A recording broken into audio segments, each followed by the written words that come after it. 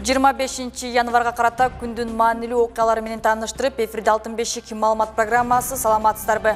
Алгач жаңылыктардан кыскача анонс. Баткен облусунда жыл жыйынтыгын жыйынтаган коллегалык отурум болуп өттү. Облустун 2021 жыл ичинде социалдык экономикалык өнүгүүсүнүн жыйынтыгы жана 2022 жылга негизги милдеттер тууралуу маалыматтар берилди. 25 январда түшкөн маал Кыргызстандын дээрлик бардык аймактарында электр энергиясы өчкөн. Энергетика министрлиги Борбор Азия боюнча өчкөнүн билдирген. Учурда жарык толугу менен берилди. Облуста ковид илдетине каршы калктын 70% эмделиш керек. Учурда жарандарга вакцинанын 7 түрү берилүүдө. Бүгүн биз мамлекеттерибиздин ортосундагы стратегиялык өнөктөштүккө негизделген мамилелер жогорку деңгээлде экенин ишенимдүү айта алабыз деп билдирди Кыргыз Республикасынын президенти Садыр Жапаров бүгүн 25 январда дипломатиялык мамилелердин түзүлгөндүгүн 30 жылдыгына карата өткөн Борбордук Азия жана Кытай мамлекет башчыларынын онлайн режиминдеги саммитинде. Уважаемый господин Си Цзиньпин, уважаемые коллеги, с большим удовольствием приветствую всех глав государств Центральной Азии и Китая. Прежде всего, хотел бы выразить особую признательность председателю Китайской Народной Республики господину Си Цзиньпину за инициативу проведения этого мероприятия и проделанную работу по подготовке и высокой организации сегодняшнего саммита в онлайн-формате. Мероприятие, посвященное 30-летнему юбилею установления дипломатических отношений государств Центральной Азии, включая Кыргызстан, с нашим великим соседом Китайской Народной Республикой, является значимым и важным событием для наших народов. Сегодня мы можем с уверенностью констатировать высокий уровень отношений между нашими государствами, основанных на стратегическом партнерстве. Самой историей нам предопределено быть соседями. Современный миропорядок переживает период глубинной трансформации и диктует необходимость координации нашей деятельности в вопросах региональной безопасности и обеспечения стабильности, укрепления сотрудничества в политической, экономической, торговой и других важных сферах жизнедеятельности. Хотелось бы особо отметить, что Китайская Народная Республика прилагает большие усилия для укрепления региональной безопасности, оказывает всемирное содействие в социально-экономическому развитию центральноазиатских государств, выдвигает инициативы и продвигает их для гармоничного сосуществования и устойчивой международной обстановки. Уважаемые друзья, 30 лет назад, в январе 1992 года, было подписано совместное коммюнике об установлении дипломатических отношений между Кыргызской Республикой и Китайской Народной Республикой. С этого момента началась новая историческая история взаимосвязей Кыргызстана и Китая как дружественных и суверенных соседних государств. Примечательно, что Китайская Народная Республика в числе первых признала независимость Кыргызской Республики. Заложенные в совместном коммюнике принципы взаимного уважения, суверенитета и территориальной целостности, ненападения, невмешательства во внутренние дела, равенства и выгоды, мирного сосуществования по сей день составляют основу кыргызско-китайских отношений. Большим достижением в этой сфере стало полное урегулирование приграничных вопросов между двумя странами и их юридическое оформление соглашениями от 1996 и 1999 годов. Сегодня межгосударственная граница является не разграничительной межой между Кыргызстаном и Китаем, а мостом добрососедства и дружбы двух наших народов. Благодаря взаимным усилиям создан прочный фундамент сотрудничества. Высокая интенсивность политических контактов стала катализатором процессов практического взаимодействия. Основополагающим документом двусторонних отношений по праву является подписанный в 2002 году договор о добрососедстве, дружбе и сотрудничестве между Кыргызской республикой и Китайской Народной республикой. Этот договор дал мощный импульс для интенсификации связей на государственном и гуманитарном уровнях. Развитие и укрепление связей вывело наши страны на установление в 2013 году отношений совершенно нового уровня. Подписанная в 2019 году совместная декларация о дальнейшем углублении всестороннего стратегического партнерства свидетельствует об отсутствии между Кыргызской республикой и Китайской Народной республикой каких-либо вопросов, препятствующих добрососедству и дружбе между нашими народами. С момента обретения Кыргызстаном независимости правительство Китайской Народной Республики оказывает всестороннюю поддержку и помощь нашей стране. С участием китайского капитала в республике реализованы крупные инфраструктурные проекты в области транспорта, энергетики, здравоохранения, ирригации, образования, строительства социальных объектов и другие. И эти проекты имеют важные социально-экономические значения для достижения нами благополучия. Пользуясь такой возможностью, от имени кыргызского народа и от себя лично хочу выразить глубокую благодарность китайской стороне за постоянно оказываемую поддержку и помощь Кыргызстану. Отрадно отметить и то, что между нашими странами на постоянной основе поддерживаются различные инициативы на многосторонних площадках.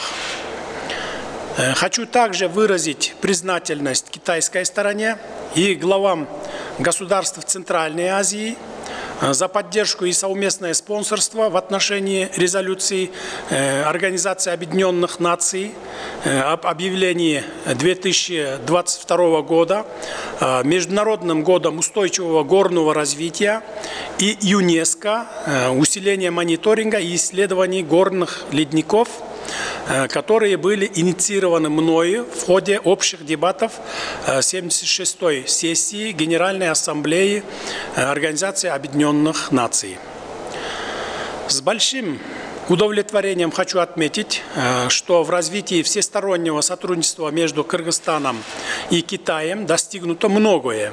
И в целом выстроена полноценная и динамично укрепляющаяся модель политического взаимодействия, основанная на открытости и взаимной поддержке.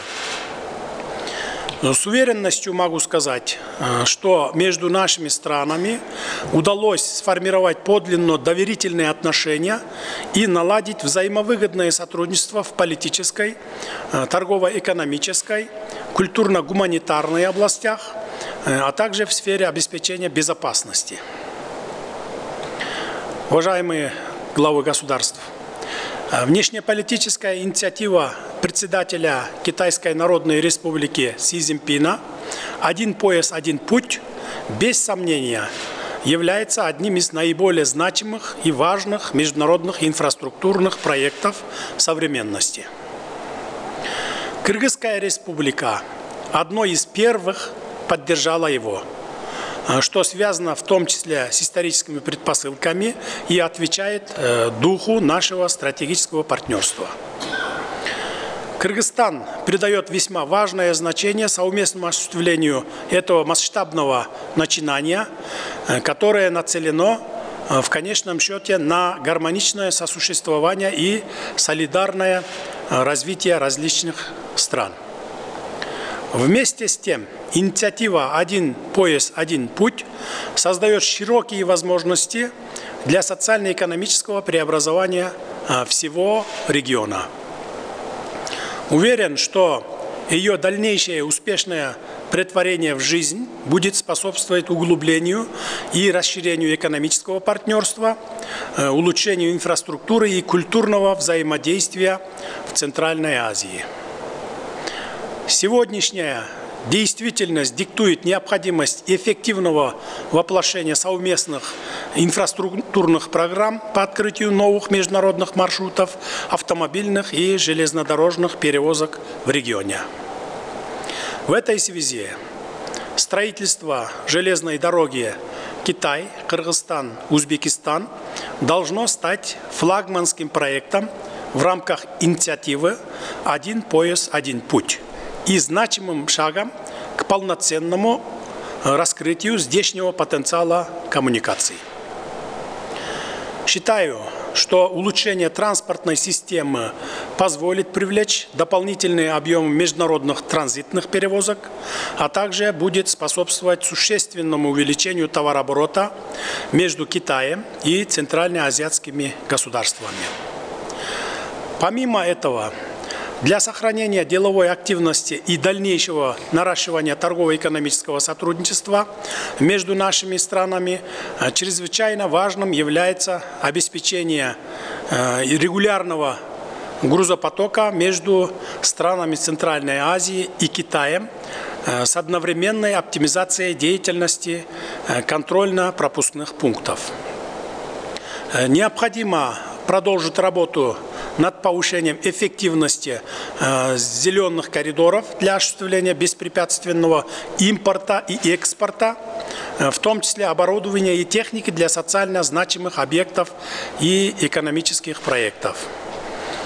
Уверен, что и в дальнейшем усилия центральноазиатских государств и Китая будут направлены на углубление и расширение взаимовыгодного экономического, финансового, инвестиционного, инновационного и культурно-гуманитарного сотрудничества в рамках стратегической инициативы «Один пояс, один путь». Уважаемые коллеги, несмотря на различные мировые и региональные потрясения, мы продолжаем совместно координировать наши действия и вместе преодолевать все трудности в духе добрососедства, дружбы и сотрудничества. В этом плане считаю, что механизм взаимодействия Центральная Азия-Китай играют важную роль в совместном реагировании на вызовы и угрозы современности и становятся действенным инструментом для обсуждения и решения региональных вопросов. Несомненно, кризис пандемии стал серьезным испытанием для глобальной экономики и мировой торговли. Однако с удовлетворением можем отметить, что благодаря взаимной поддержке мы сумели пройти самый сложный период. Пользуясь случаем, уважаемый господин председатель, хочу выразить искреннюю благодарность правительству Китайской Народной Республики за весомую, масштабную поддержку народу Кыргызстана в виде предоставления китайской вакцины Sinopharm, а также продовольственной гуманитарной помощи. Уважаемые главы государств, одним из основных направлений нашего сотрудничества является борьба с терроризмом и экстремизмом. Кыргызстан придает приоритетное значение участию в антитеррористической деятельности мирового сообщества, включая взаимодействие в рамках международных организаций и коллективных операций. Хотел бы подчеркнуть возрастающее значение взаимодействия в рамках Шанхайской организации сотрудничества, являющейся для наших стран эффективной площадкой для координации общих усилий по обеспечению региональной безопасности, противодействию новым террористическим вызовам и угрозам, борьбе с сепаратизмом и экстремизмом, незаконным оборотом наркотиков. сложенность наших действий против международных террористов, в том числе в ходе недавних трагических событий в Казахстане, является действенной и убедительной. Считаем, что наращивание нашего взаимодействия в этом направлении будет способствовать укреплению потенциала силовых структур и существенному повышению отдачи регионального и международного сотрудничества. Уважаемые коллеги, Кыргызстан, как и все международные сообщества, выражает обеспокоенность в связи со сложной военно-политической ситуацией в Афганистане, ставшей ключевой проблемой в системе региональной и глобальной безопасности. Сегодня в интересах всей мировой общественности, в том числе стран Центральной Азии и Китая, важно заложить основу будущего диалога и взаимодействия с новыми властями Афганистана по целому ряду наиболее злободневных вопросов текущей повестки дня. Уверен, что мы направим свои общие усилия для скорейшего установления прочного и долговременного мира на многострадальной афганской земле. Считаю необходимым продолжить оказывать гуманитарную помощь народу Афганистана. Дорогие друзья, завершая свое выступление, хочу еще раз поздравить всех вас 30-летием установления дипломатических отношений между странами Центральной Азии и Китаем. Уверен, что дружба и добрососедство будут и впредь способствовать интенсивному политическому диалогу, взаимовыгодному экономическому, культурно-гуманитарному сотрудничеству, направленному на благо наших народов. Хотел бы отметить, что весь мир с нетерпением ждет начала зимних Олимпийских игр в столице Китайской Народной Республики. Проведение Олимпиады в Пекине в условиях сложной эпидемиологической ситуации в мире, подлинно олимпийский дух взаимопонимания, солидарности и дружбы придают уверенность, спокойствие и надежду всем народам, призывают их к единству в преодолении трудностей. Искренне желаю правительству Китайской Народной Республики успешно провести зимнюю Олимпиаду. В заключение, пользуясь этой счастливой возможностью, хочу поздравить вас, господин Си Цзиньпин, и в вашем лице весь народ Китая с наступающим Новым годом по лунному календарю, праздником весны. Спасибо за внимание. 25 январда түшкө мал Кыргызстандын дерлик бардык аймактарында электр энергиясы өчкөн. Энергетика министрлигинин басмасөз кызматы жарык Борбор Азия боюнча өчкөнүн билдирген. Кыргызстан Борбор Азиядагы бирдиктүү энергетикалык шакекчеден чыгып, аймактарга өз алдынча жарыкты берди. Бүгүн 25 январда түшкү маал Кыргызстандын дээрлик бардык аймактарында электр энергиясы өчтү. Энергетика министрлигинин басма сөз кызматы жарык Борбор Азия боюнча өчкөнүн, Кыргызстан энерго шакекчеден чыгып өз алдынча жарыкты калыбына келтире турганын билдирген.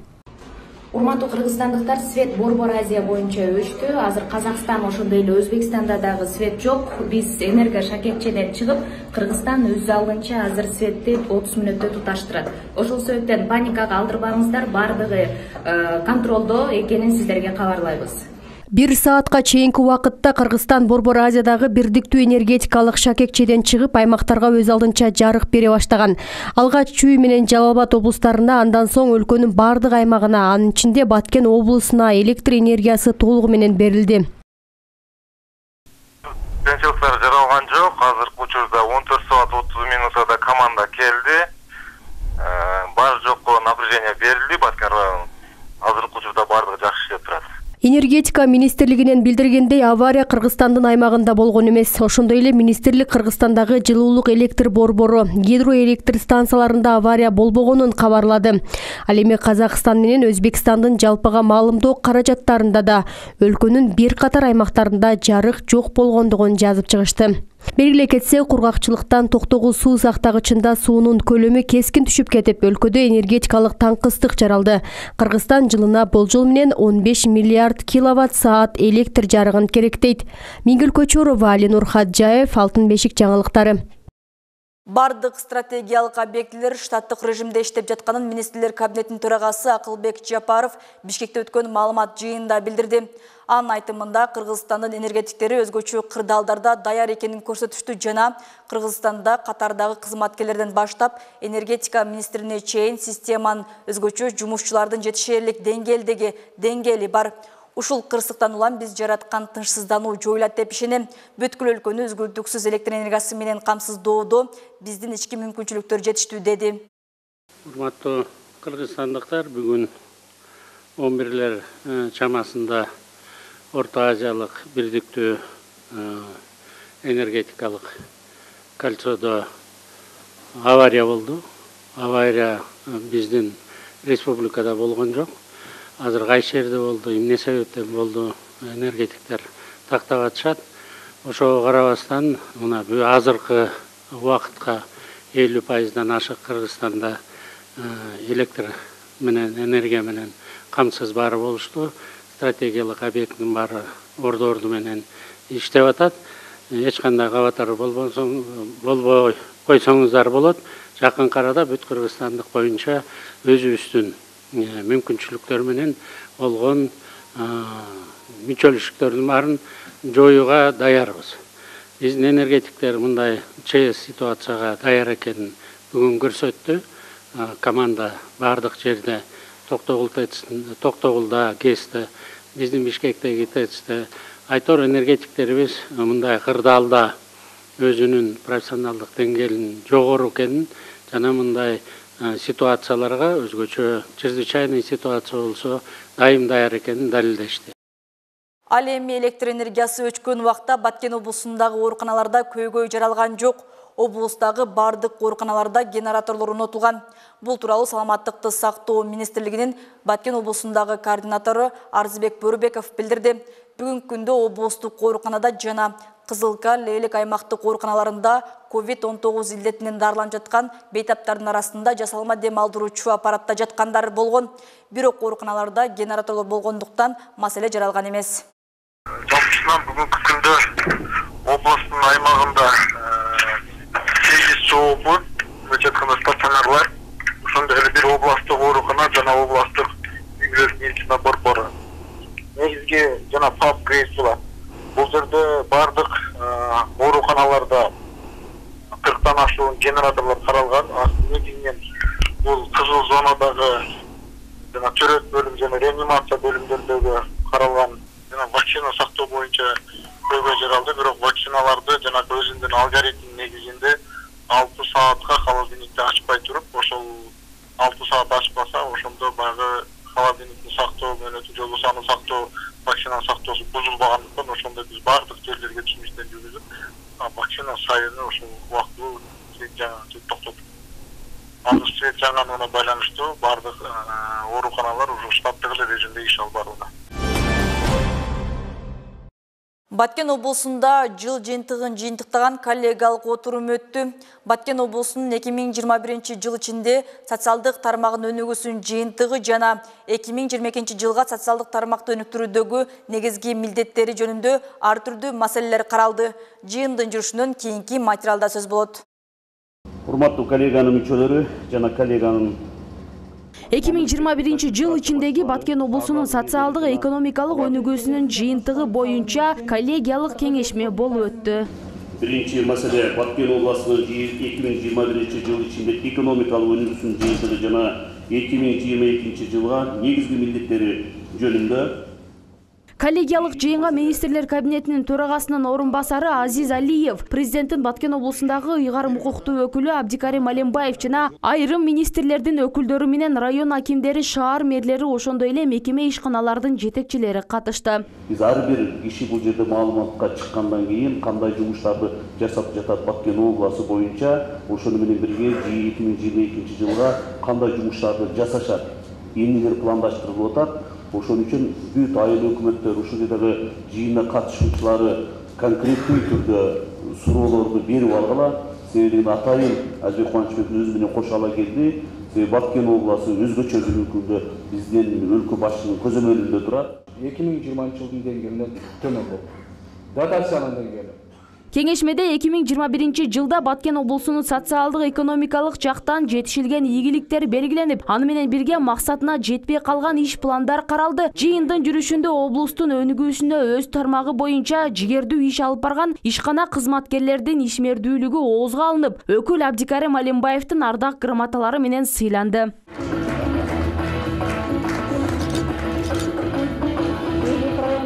Жыл жыйынтыгын чыгарган кеңешменин жүрүшү жыл ичиндеги экономикалык өнүгүүнүн жыйынтыгы менен чектелбестен 2022 жылга пландалган негизги иш аракеттер менен милдеттери тууралуу сөз болду. Кандай маселелер бар? 2022 жылга кайсы объекттерди киргизишибиз керек? Кайсы багытта биз акчадан каржылап беришибиз керек деген максатта ишке жүрөт. Ошондуктан ушул жерде отурган акимдер, мэрдер, айрым өкмөттөр ушул учурдан биз пайдаланып алышыбыз керек. Düşündüğümü, leylekten kızılkaya çeken bolsa da ardından çok barıp durup, özümüzdün sosyal beylikleri, kanday maskeleri var, uşunu çekişi vardılar. Ayağına bir özüm bulağınları, büyük bağrınızlar benim. Urmaklar konuşmayı biz koşulu aldırız, bunu biz altı bağlamız. Leyleği verelim, sürüntü çağırın mesela. Batken oraya kanday obyektleri var da kaysı maskelerimiz 2022'ye oyuyoruz.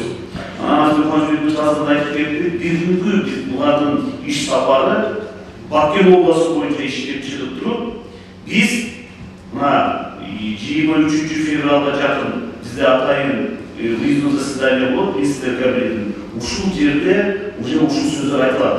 Быйыл Баткен областы боюнча моңдой нерселер салынат, моңдой нерселер курулат деп туруп, ошонун мазмунун түшүнүп алдылар. Улматоо жыйынына катышуучулар.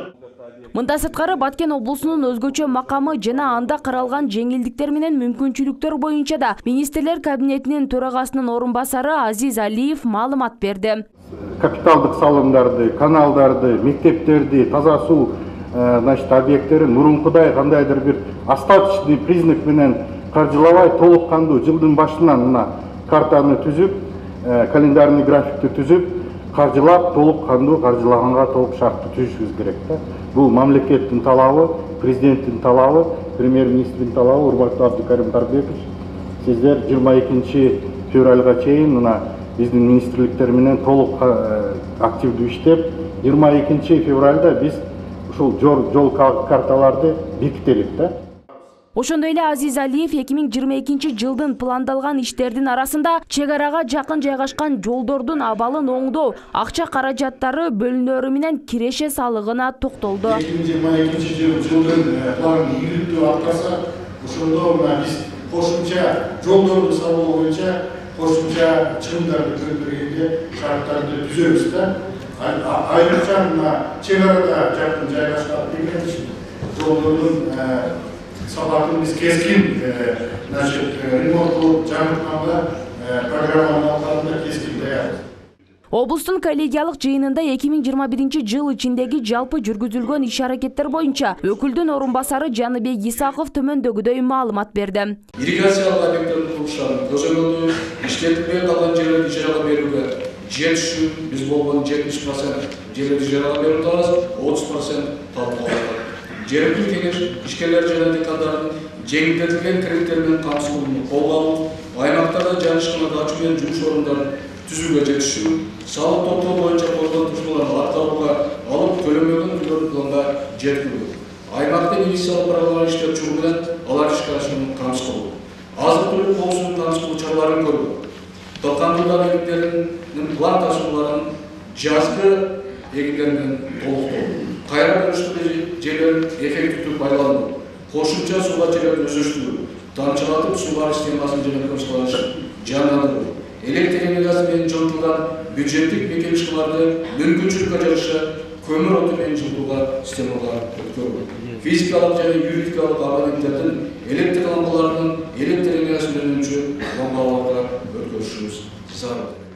Бул биринчи биздин программанын Коллегиялык жыйын бир канча саатка созулуп, иш чарага катышкан Кыргыз Республикасынын финансы министринин орун басары Мелис Атокуров жана Суу ресурстары мамлекеттик агенттигинин директору Алмазбек Сокуев быйылкы жылы Баткен облусунда аткарыла турган жумуштар тууралуу маалымат берип, суроо жооп иретинде талкууланды. Ошондой эле облустун район шаарлардын аким мэрлери тарабынан өз аймактарындагы иш-аракеттер жана ыйгарым укуктуу өкүл тарабынан коюлган тапшырмалардын аткарылышы боюнча маалымат берилди. Бактыгөл Мираделова, Арзу Галымбетова, Куштар Абдикар уулу, Эрнис Азамат уулу, Алтын бешик жаңылыктары. Улукбек Марипов Кыргызстандын Сауд Арабиядагы элчиси болуп дайындалды. Кыргыз Республикасынын президенти Садыр Жапаров кол койгон жарлыкка ылайык Марипов Улукбек Асамидинович Кыргыз Республикасынын Сауд Арабия кароолдугундагы атайын жана ыйгарым укуктуу элчиси болуп дайындалды. Жол кыймылынын коопсуздугун көзөмөлдөө башкармалыгынын маалымат катчысы Тилек Исаев Бишкек шаарынын көчөлөрүнүн кесилишиндеги жол кыймылынын кызматкерлери башкарып жатышат. Ишке бардык кызматкерлер тартылган. Бишкек шаарында жол чырактары өчкөнүнө байланыштуу азырынча жол кырсыктары катталган жок, бирок мезгил менен жол тыгындары пайда болду.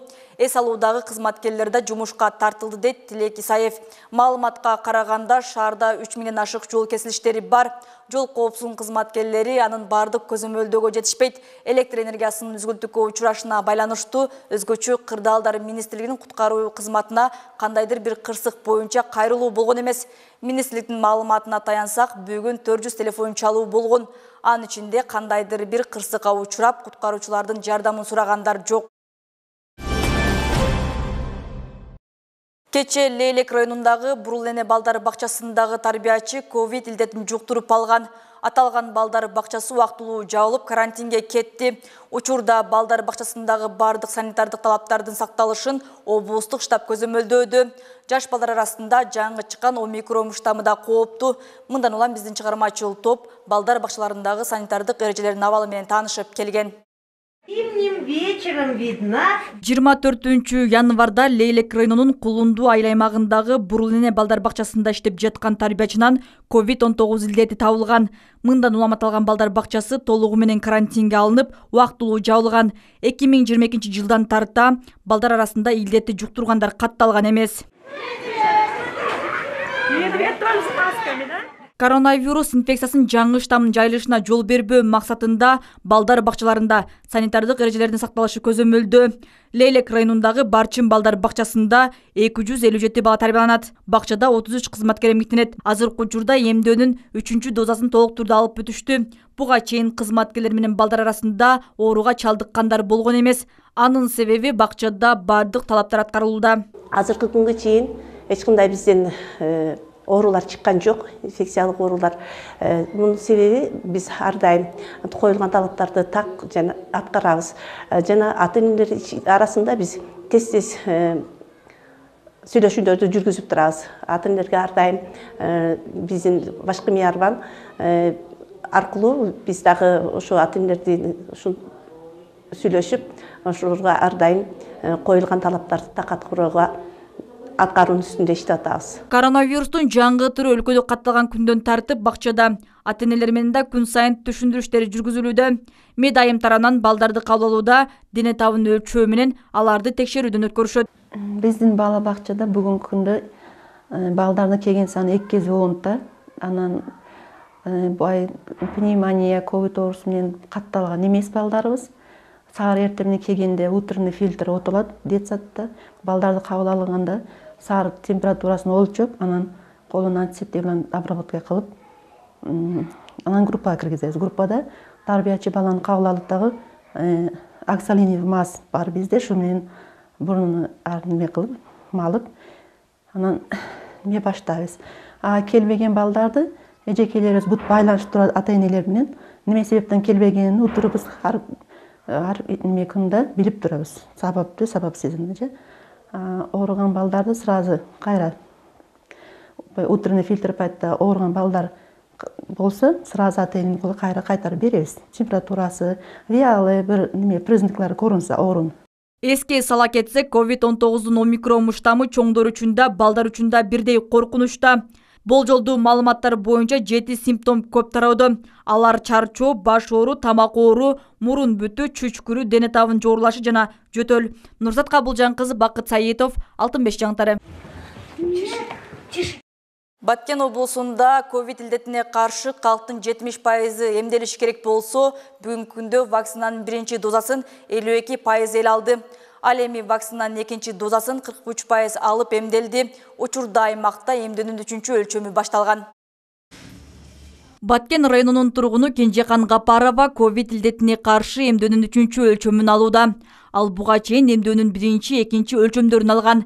Эмдөөнүн 3-чү өлчөмүн алгандан кийин эми эч кандай коркунуч жок экенин сезип, тескерисинче эмделген адам өзүн жана жакындарын оорудан коргойт дейт. Вакцина алсак, өзүбүздүн ден соолугубузга жакшы. Биринчиден үйдө үй бүлө өз бала чакабыз, неберелерибизге жукпаш үчүн вакцина алгандан кийин эгер оору жугуп калса, жеңил өтөт экен. Ошондуктан өзүбүздүн ден соолугубузга кам көрүп вакцина алган келдим. Баткен облусунда учурда жарандарга ковидке каршы жети түрдө вакциналар берилүүдө. Негизинен жарандардын басымдуу бөлүгү Американын жана Орусиянын вакциналарын алышууда. Бирок негизинен бул вакцинанын биз эффективдүүлүгүн эмнеде айтып атабыз? Эффективдүүлүгү бул азыркы 3-чү доза, бустерный дозаны айтып атпайбызбы? Бул эми эң негизгиси ушул 3-чү дозасы жакшы да. Мындайча айтканда 90%-дан ашуу иммунитетти пайда кылып атпайбы? Ал эми бул ооруганда бир аз жеңил өтөт да. Бул эң негизгиси бул возрастный адамдарга, анан сопутствующий заболеваниясы бар адамдарга эң маанилүү болуп эсептелет да. Дарыгерлердин айтымында айрым адамдардын кайдыгерлигинен оору менен күрөшүү кыйын болууда. Анткени кээ бир жарандар вакцинанын биринчи өлчөмүн алып, экинчи өлчөмүн албай коюшууда. Эми биринчи доза алганда 21 күндөн кийин сөзсүз экинчи дозага келиш керек. Себеби именно 21 күндөн кийин сон алгандан кийин баягы тоскоолдук именно 21-чи күнү наивысший процент болот дейт да. Эң көп баягы тоскоолдуктар организм чыгарат 21 күндөн кийин. Экинчи дозаны сөзсүз турда алыш керек. Себеби бул как неме баягы не снижает иммунитет дейт да. Баткен облусунда акыркы суткада 20-дан ашуун адам COVID-19 илдетин жугузуп алган. Ал эми ооруканада 50дөй бейтаптарланууда. Дарыгерлердин айтымында ооруну жугузуп алып, абалы оорулошуп кеткендердин басымдуусу эмдөө албаган жарандар болууда. Нурзат Кабылжан кызы, Куштарбек Абдыкаар уулу, Алтын беш жаңтары.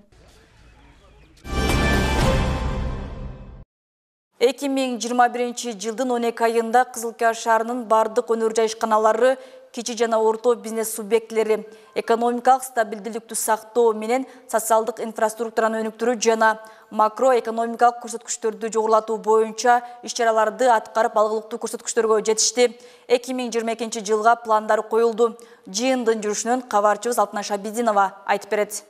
Шаардын өнөр жай тармагын өнүктүрүүдө былтыркы жылы өнөр жай продукциясынын көлөмү 533,4 миллион сомдук продукция өндүрүлгөн болсо, ал эми 2021 жылдын 12 айына карата 565 миллион сомдук продукция өндүрүлгөн. Шаардын биринчи вице-мэри Кубанычбек Абдрахмановдун маалыматында социалдык экономикалык өнүгүүсү боюнча кээ бир тармактарда көңүл жылытарлык өсүүлөр байкалган. Дээрлик 10 ишкана, темир бетон, машзавод жана Шерин Сулайман жоопкерчилиги чектелген коому Кристалл Азия ЖЧКсы, тазалык муниципалдык мекемеси, ошондой эле Жинжиген жоопкерчилиги чектелген коому ишканалары өсүүнү камсыз кылгандыгын баса белгиледи. Ал эми капиталдык салымдар боюнча өсүү темпи 164,4%ды түзгөн. Керектүү өрнөгү соода автомобилдерди, мотор майларды, дүң соода турмуш тирикчилик буюмдарын жана жеке керектелүүчү буюмдардын маңдоонун жүгүртүүсү үстүбүздөгү жыл ичинде 6,2 миллиард сомду түзүп, 123,4%га аткарылган. Салыктарды жыйноо боюнча өткөн жылдын 12 айына карата план 198,2 миллион сом берилген болсо, иш жүзүндө 213,6 миллион сом жыйналып, 107,8%ды түзгөн. Социалдык төлөмдөр боюнча 12 ай аралыгында дээрлик 4 миллион сомдон ашык аткарылып, өсүү темпи 129,3%ды түзгөн. Республикалык бюджеттин аткарылышы боюнча 2021 жылдын 12 айына план 86,2 миллион сом берилген болсо, 100% 100% аткарылган. Жергиликтүү бюджет 12 айга карата 112 миллион сом план коюлган болсо, ал эми 127,4 миллион сомдук салык жыйналып, өсүү темпи 118,9% түзгөн. Жыйын учурунда жергиликтүү бюджеттин киреше бөлүгүндө өсүү даана байкалгандыгы оозгалынды. Айтсак, өткөн жылы шаардын киреше бюджетинин планы 140,2 миллион сомго бекитилген болсо, ал эми факт жүзүндө 157,4 миллион сомго жыйналган. Бул көрсөткүч 2020 жылдын ушул мезгилине салыштырганда 28,9 миллион сомго көп жыйналган. Ошол нерсе менен азыркы аткаруучу боюнча айтканда 157 миллион. Бул деген биздин шаарда өсүү өтө жакшы, мындай айтканда 25 миллионго өсүү болгон. Бул деген ай сайын биз 500-600 миң сомдон патенттин баягы кошумча булактарын таап, төкпөй жүргөндөрдү, учетто жоктордун баарын каттап, ушулардын аркасынан патенттен дагы биз бердик. Өзүңүзгө белгилүү, биз 9 айдын жыйынтыгы менен киреше жагыны 10 миллионго көбөйткөн болчубуз. Ал жерде ошол жанагы 7 миллион подоходдон 3 миллионун патенттен кылган элек. Андан кийин 4 айдын жыйынтыгы боюнча азыр бизде жалпысынан ошол 21ге биринчи бекитилген утвержденный жергиликтүү бюджетке биз азыр жылдын жыйынтыгы менен 22 жылда 25 миллионго ашыкча жыйнадык местный бюджетте. Анын 10 миллионун сентябрда кошкон элек планга, азыр бүгүнкү күндө 15 миллиондон ашык акча көп жыйнадык, 15 миллион 400. Учурда шаардын аймагында салык кызматы тарабынан соодагерлерге кассалык контролдук аппараттарды колдонуу боюнча түшүндүрүү иштери жүрүп жаткандыгын салык кызматынын башчысы Кочкоров айтып өттү. Учурда ишкерлерге жеңилдиктер берилип, виртуалдык контролдук кассалык аппараттарын колдонууга мүмкүнчүлүк берилди. Ал үчүн ишкерлер салык кызматына каттоого туруусу шарт. Ушунун аркасынан баягы көмүскөдө жаткандардын көтөрүп чыгып, ошонун аркасынан бюджетке көбүрөөк акча түшөт деген ой пикирдебиз, Кудай бурса ушуга жетебиз. Бул негизинен биз салык төлөөчүлөргө ушу жакшы түшүндүрүү иштерин жүргүзүп атабыз. Себеби мурда патент менен болсун, же болбосо контракт деген нерселерибиз бар эле, салык алуунун режимдери. Контрактта бул фиксированный сумманы, патентте же болсо фиксированный сумманы төгөт да, бир баягы келишим коюлган сумманы төксөйт. Ага соодаң болду, болбой калдыбы, иштедиңби, иштебедиңби, ал уже кызыктырбайт болчу. Азыр эми бул контролдук кассовый машинада фактически реальный справедливый тök дейбиз да. Болсо төгөсүң, болбосо төкпөйсүң. Акча соода кылдыңбы, кызмат көрсөттүңбү, ошондон жанагы мыйзам чегинде салыктарды ошо процентине төгүп коет. Соода кылбадың, иштебедиң, ооруп калдың, больницага чыктың, отпускага кеттиң, анда төкпөй эле кой. Бул жерде мындай справедливость болот да. Жыйындын жүрүшүндө шаардагы тамеки ферментациялоо заводунун кайра ишке киргизүү боюнча кандай иштерип жүрүп жаткандыгына кызыкты. Өкмөттүн программасы менен заводко логистикалык борбордун курулуусу күтүрүп жаткандыгы маалым болду. Кызыл Кыя шаары 2021 жыл ичинде алгылыктуу иштерди аткарылгандыгы айтылды. Бүгүн биз Кызыл Кыя шаарынын мэриясында ушул иш-чарага катыштык. Негизинен көрсөткүчтөрү бардыгы жакшы, эң башкысы ушу жанагындай экономикадагы көрсөткүчтөр көңүл жылыта турган экен. Айрыкча мына киреше булагы болгон салык топтоодо чоң-чоң кадамдар шилтениптир. Мен ойлойм, булардын өзүнүн негизги максаты 2022 жылы мына ушул быйылкы тапкан 20 миллионго жакын кошумча кирешени 2 эсеге көтөрөбүз деп атат. Бул көрсөткүч, бул пландар мен ойлойм абдан жакшы нерсе. Мындан сырткары социалдык блокто дагы чоң жетишкендиктер бар экен, ал жөнүндө кеңири сөз болду. Жыйындын соңунда Кызыл Кыя шаарынын социалдык экономикасынын өнүгүшүнө салым кошкон мекеме ишканаларга жергиликтүү бийликтин ардак грамоталары тапшырылды. Белгилей кетсек, шаардык оорукананын көп жылдар бою иштебей калган лифти оңдоодон өткөрүлүп, милдеттүү медициналык камсыздандыруу фонду тарабынан саламаттык сактоо мекемелерине 22 миллион сомдук инвестиция тартылып, өнүктүрүүгө жумшалган. Алтынай Шабидинова, Ислам Аманов, Алтын Бешик жаңылыктары. Күндүн урунтуу окуялары мына ушулар болду. Кечиңиздер көңүлдүү улансын, амандыкта көрүшөлү.